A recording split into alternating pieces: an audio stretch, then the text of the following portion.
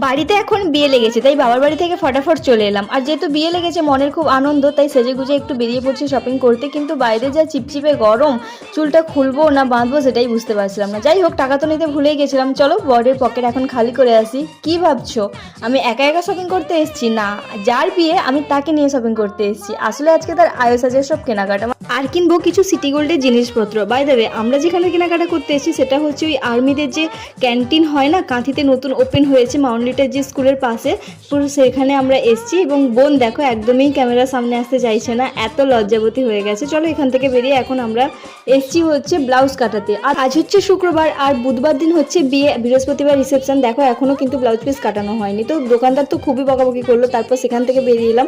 এবার আর কয়েকটা জিনিস সেন্টেন্ট কেনা বাকি ছিল, সেগুলো কিনলাম। এবার শ্রীহরির যেসব জিনিসগুলো কিনলাম আর বাদ বাকি যেসব কাপড় চোপড় কিনলাম সেগুলো কিন্তু ডিটেলসে আমি পরে ভিডিও তোমাদেরকে দিব। এখন